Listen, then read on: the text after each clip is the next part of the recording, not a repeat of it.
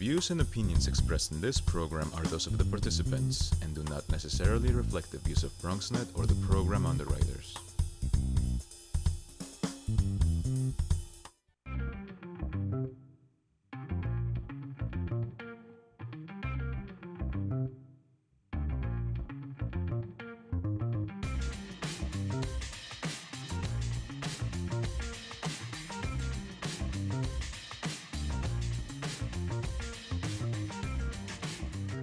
Nice to see you. It is time for the Bronx Buzz. This is Bronxnet's program where we take a look at Bronx journalists, Bronx reporters, Bronx videographers, Bronx editors, photographers, and also book writers and authors and people who are contributing to the whole spectrum of Bronx literature, which we're going to do tonight in our second segment.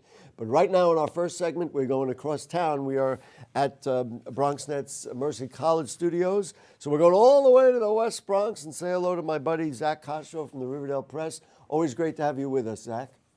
Great, thank you for having me. Great to be on the show. Zak, I want to ask you something first just about the craft of writing and the craft of doing what you do, and I think it's revealing for the people watching. As I look at the stories that you cover, listen, yeah, maybe you can do a story, which you did, about a robbery at a cell phone store, which is interesting, and maybe a little feature on a pizza store. But when you do stories about the Fieldston School and the racial discrimination charges and the city's 311 line, your work is, I hate to put it this way, voluminous. You put out a lot of stuff. So I'm just curious, because you don't do like the little articles, you really put a lot into it. I'm just curious from, kind of the craft point of view, do you feel constricted because there's always space considerations? Or do you always say, I have more? Or for you, is it a stretch to even fill kind of the amount of volume that you put out? No, quite the former, Gary. I think in my blood, I'm a long form writer. It's just the way I think and approach stories. I want to write 3,000, 5,000, 10,000, 20,000 words for every story, so my editor has to rein me in, and I have to kind of keep the real estate in mind. I was going to say your editors must love you. On the other hand, go ahead, what were you going to say?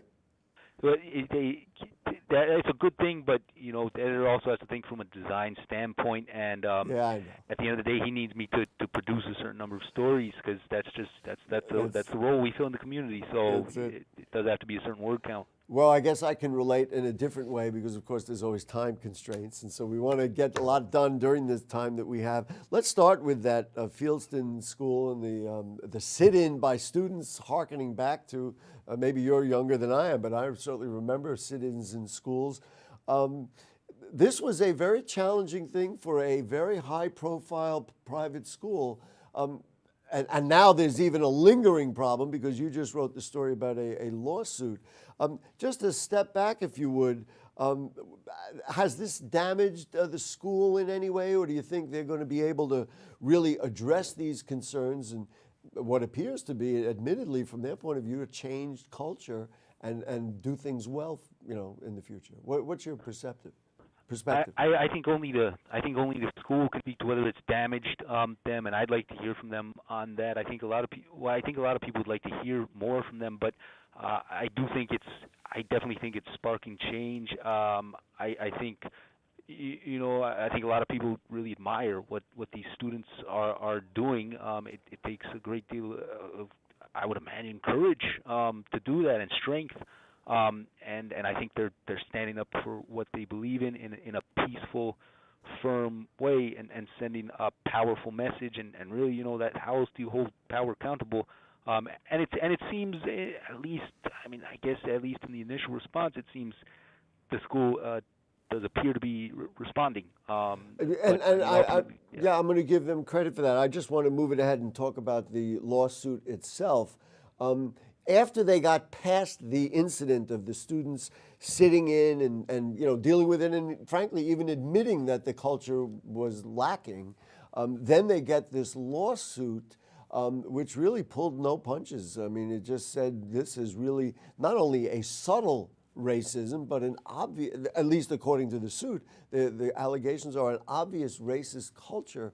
In a way, I don't even know what to ask about it. It's just a fascinating thing for a school that has prided itself on exactly the opposite values. Absolutely, and I think that's why maybe it is perhaps surprising to people who are observing, who may not be plugged into the school very deeply, Right. because of the reputation the school has.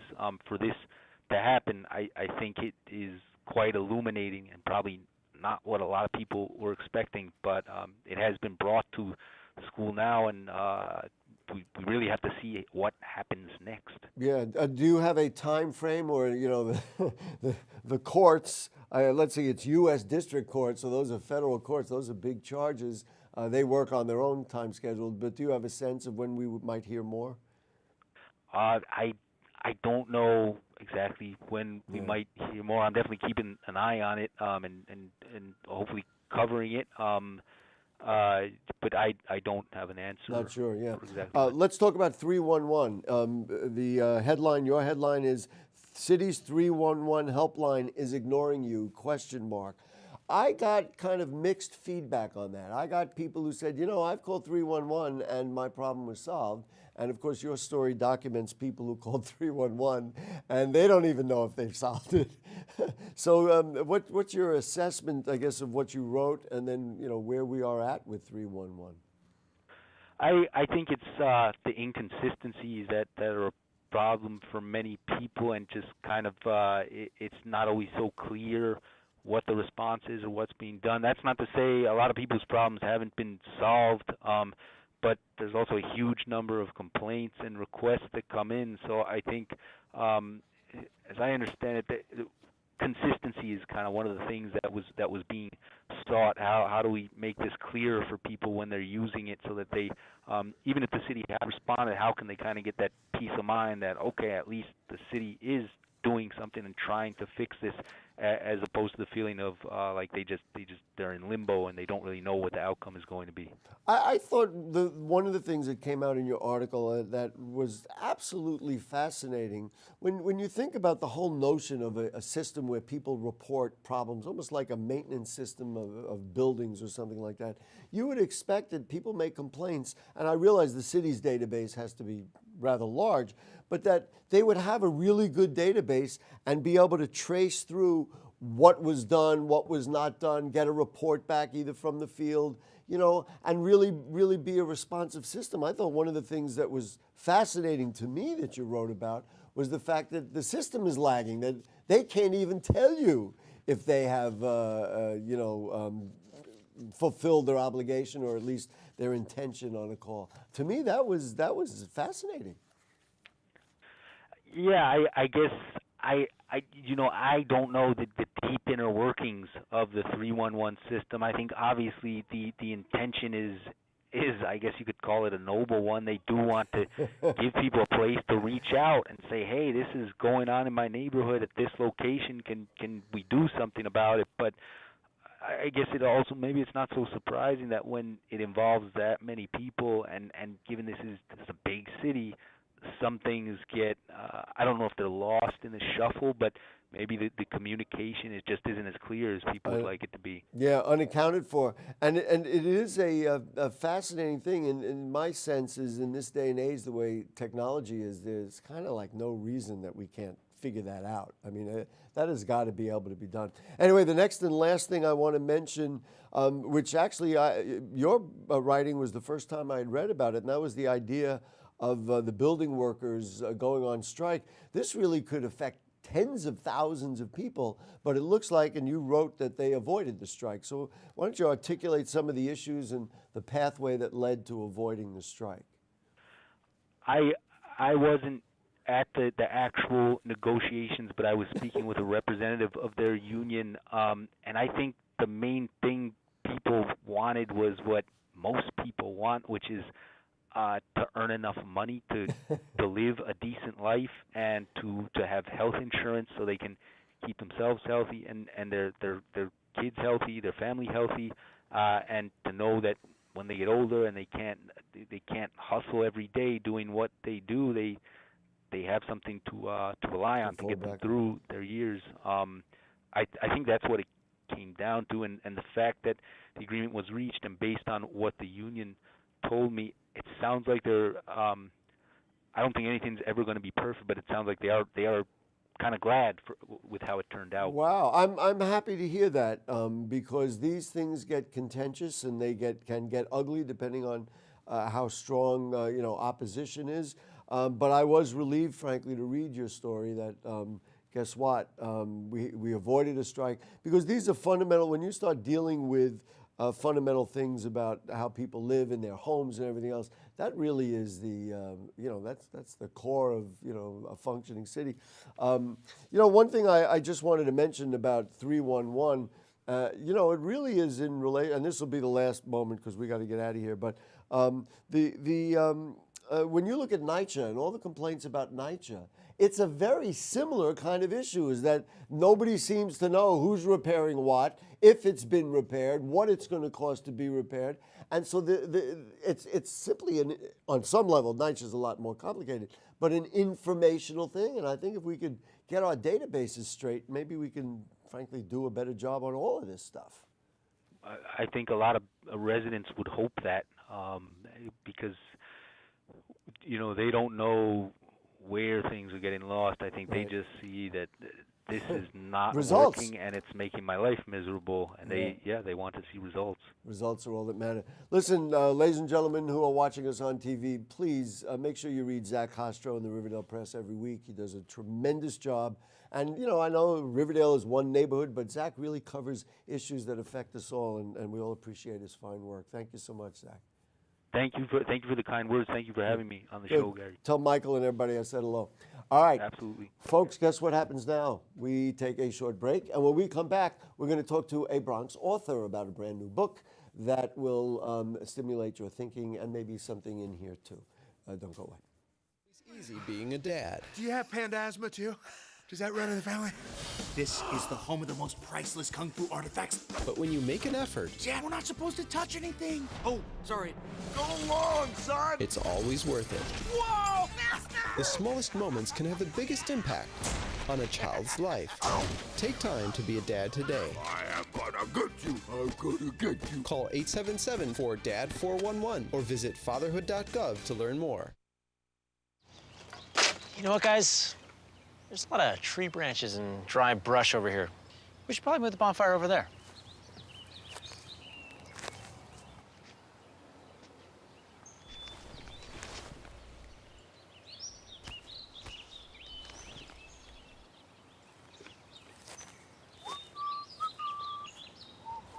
I'm guessing Smokey liked that idea.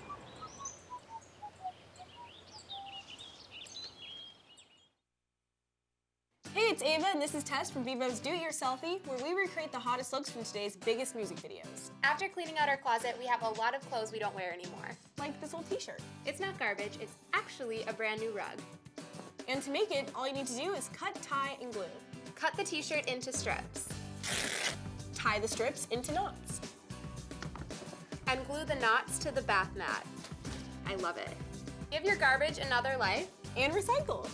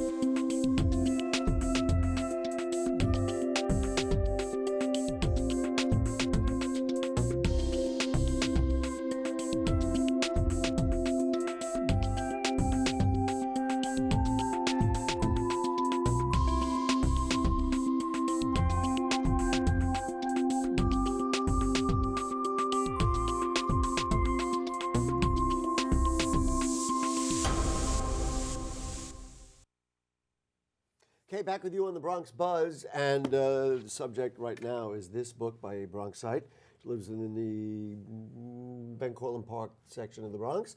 Carolyn Murdaugh Lane is here with us, and congratulations on the book. Thank you so much. Now, let's put this in the context of you and your work. Your first book, tell me. My first published book. First published book. Right. Talk to me a little bit about your background as a writer. You wrote all your life, you just started. Give us something about that. Well, when I was in college, I started writing. Which was where? Sorry, I'm very nosy. Okay, Lehman College. I got a bachelor's and a master's from Lehman. Okay, I got a bachelor's from Lehman College as well. And from City College, I got a master's, 2 masters actually, a MFA in creative writing. Well, congratulations. Thank you so much, from City College. And you always motivated to write? Well, I was interested in writing, but in college I didn't do it because I felt I couldn't make a living at it, and I needed to make a living. So well, there's a lot of us who certainly understand that, for yes. sure. So, but now, then I, got to the age of retirement, and I said, you know what, now's my time. So I decided I'm going to so you put this out. I looked through it, and we talked about the excerpt that you had published, and yes. Talk to me just about your motivation behind it. What is it that motivated you to spit out this story? Like, what's behind it? Well, and then we'll get into the story. Okay, I grew up in Harlem, and in Harlem there was this strong sense of community. And although I moved to the Bronx at a young age, Harlem just stayed with me. The people were just like family, whether you knew them or not. Mm-hmm. And I can never forget that sense of community. And so when I decided to write, I wanted to write what I knew, what I felt, and it just impressed me so much. My childhood was spent in Harlem. Mm-hmm. And so I decided to write about that. I also have a strong Christian background. So I kind of grew up in the church, but there's something else about the church. People think that because you're in the church, you always do things right. That is not true. Would that be the case? I mean, yes. Not true. Right. So I wanted to show that there's another side. Even though you could be a good person, you still can make mistakes. But my message is that God is faithful. He still loves you even though you make mistakes, because we're prone to make mistakes. That's our nature. But and so here's the story of a young lady who, I guess, like a lot of us, get taught certain values or asked to go to church and do that, and they may understand that that's the right thing to do, or they accept that kind of thing. Yes. But then real life gets in the way. They have other things, other influences, and then it creates a conflict within us. And I think that's really at the core of what we're talking about. It certainly is. And the other thing, too, is that when you're in church, you're taught that God will answer all your prayers. He'll just ask and he'll do it. Again, would that be the case? But when you're young, you don't understand what the whole Bible says. It says in life you're going to have trouble. But we don't want to hear that part of it. And so if you have trouble, you seem to think that God betrayed you on some level. And this is what this young lady's feeling. When tragedy struck her life, she started thinking of those things that she... wait a minute. It goes back to the old book, Why Do Bad Things Happen to Good People? Exactly, exactly. And sometimes we can't get beyond that. Did you base this specifically on one person that you know, or did you sit and conjure up this story and this whole idea and that kind of thing? Or really did you say, hey, this is the person I'm writing about? Well, there's several people that I wrote about. Okay. But basically it's the same theme. Mm-hmm. There's one person who has the same frame of mind. Mm-hmm. So it's almost like a type that I'm writing about. Are you the sort of writer who sits down and just spits it out, or did this become something that, I don't want to say it was agonizing, but it took you a little while. Well, I got to get back. You know what I mean? I'm just trying to get a sense. I love learning about the creative process because everybody's got a different one. Right. Well, I started writing, and then I started thinking about real life circumstances, real life people, and then it just flows from there, because the situation that happened in the book happened to real people. Right. All right. But one specific person, no. Not necessarily. Not So it's necessarily. kind of a compilation. Right. In other words, if you see, you might see yourself in some of it. A person I might know say, wait a minute, that's me. No, but as I continue to write, you'll say, no, that's not me. One of the things that I know about you is that you do kind of run a writers club. Yes, and I do. I'm very interested in, you don't have to name people, but the types of people who are part of it. And I'm always interested in the Bronx mind. What are people writing about? Well, you know, can they write? What do you do when they, you know, to guide them and all that kind of stuff? Talk a little bit about you leading a group of Bronx writers. Okay, the people that I facilitate this group for are people like me. We've raised our families. We've worked. And so we've always been writing, but now we want to be published. And a few of them have been published. Including their teacher with a book called Rescue Me. Exactly. I'm sorry, I had to interject that. Okay. But so yes, and they can write. In fact, we're going to have a few of them been published so far since we started. But we have one person there. He's going to he's trying to sell his works to Netflix. Mm-hmm. And if he does, it's going to be fantastic. Well, then he's going to take us all out to dinner, and everybody knows, yes. well, that would But yes, they write poetry, they write fantasy fiction. Do you find that your job is to work with them to, let's say, correct writing, or is it more to kind of facilitate the thinking so that they can continue to create? We call it workshopping. We listen to each other's works, and we give our assessment. There's no put down, there's no right or wrong. But when you read me your work, I'm going to give you my honest feedback. Right. And that helps people a lot. People enthusiastic? Oh, they love it. I'm telling you, they love it. Mm-hmm. Where after this was done, and nowadays it's easier for somebody to put out a book because you don't need somebody else to publish it. You can self-publish. Did you sit down and say, okay, this is done and I'm ready for the second one? Or was it one of those where you put it out and you said, you know, that's it, I'm done for a while? No, I'm having a children's book published, and I'm in the middle of my second novel. My second book has been accepted as a children's book called Bully Proof. That's being published. And it's being published? It's being published. And children about what age? I'd say from junior high school through high school. Is that a different, like, do you get yourself into a different head when you write something like that? Yes, yes. And you think about that? You know, that brings me to when I first left Harlem and went to school in the Bronx. I was bullied. I was bullied. It was terrible. So that's where that's coming from. But this is called Bully Proof, because this person is not going to be bullied.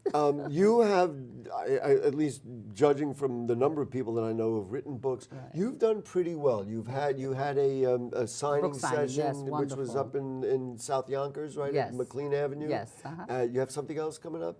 Nothing scheduled yet? Talk Not to me yet. about the process of doing this. Of publishing a book, putting it out, and trying to get it out. There was a member in my group who told me about Christian Faith Publishing. They were looking for publishers. Right. But they needed a copy of your manuscript, and they wanted to read it. And I sent it to them, and within 2 days, they said they wanted to publish it. That's how that happened. That's pretty good. That was great. That was pretty great. Good. In terms of kind of like the audience that you're looking at, the people that you're writing for, do you have a specific person or people in mind? Obviously, the children's book, we understand that. But when you put out something like this, are you looking for people who, maybe people questioning their faith, people wrestling with their faith? I mean, I don't want to put any words in your mouth, but that too. But people who are having issues just with life, because sometimes we don't get it. We think there's something wrong with us. Why I could have done this right, I didn't do that right. Why, and we're all the same. We all have the same issues. I'm going to make this hypothesis, and you can tell me if I'm correct. Okay. Everybody wrestles with their upbringing and what Yes. they've been told in some exactly. way or another. Then So it's we everybody. and I'm not and maybe if it's faith-based, it's a little bit more difficult because there may be a higher standard. There's a written standard, so to Yes, speak. yes. But everybody says, well, my parents always wanted me to do this, and Yes. it never worked with me, and you know what I mean. And so I don't know where I'm going with this or if there's an answer to it. Well, but I I'll think say it's this. a very common Very common thing 'Cause- that people, as they get older, are wrestling with. Well, that's true because I was, like I said, raised in the church. But you know, when I turned 18, I kind of skedaddled, and then Like so many young people, there's nothing wrong with it. It is who we are. We are people, and, That's and right. especially growing up in American people, and you watch TV and you see what's going on. So again, Yes. finish your statement. Dear. So I went out there, but again, I was like, wasn't at peace in my mind. I just didn't have the peace because, again, sometimes when you have certain upbringing, certain backgrounds, certain traditions, you can't just walk away from them. Especially when you find out later on that they were right. You know, That's your there's the parents, your punchline. parents, That's the they were punchline. right. And so, You know, one thing which it is a beautiful picture. I don't know if we can see it close up. It's a beautiful picture, and it captures a lovely young lady kind of side glancing yes, at looking the back church. as she walks away. Where is this? It This happens is to in be- it looks Harlem. I was It's going to in say it looks Harlem. European. Looks in Harlem. But it is in Harlem. Yeah. And who took the photo? The publisher. The publisher took it. They took the photo. And so, what's next for you and this book and the workshops and everything else? Well, I'm planning again another book signing. Well, will do we know which when will it is? be at, I don't know the date. It's going to be at Amalgamated. Oh, okay. It's going to be Which there. is where you live? Which is where I live. Right. And then after that, I'm having a few friends give me a book signing in Connecticut. Have someone's going to do something for me in Harlem. I would think that churches would be very interested. You know, in other words, many churches have, and especially in the Bronx, we have a couple of hundred churches at least, that they might be really interested in saying, you know, even to have somebody give a talk and then talk about the book, those things. I mean, I'm making a suggestion. What do you think? Sounds Is like it a great suggestion to me. Okay, and but it's available now. Yes, it is the available on book that I have Amazon here is hardcover. and Barnes and Noble. And is there a paperback? Not yet. Yes, there is Oh, a there paperback. is a paperback. Yes, And you can you get it electronically? Yes. I'm going to do something very indelicate. Would you sign my book for me? I certainly will. Yay! And what really I think is a surprise and what is really interesting while she signs the book is that right now in the Bronx there is a movement about literacy and about, you know, of course we are opening a bookstore and all that kind of things. And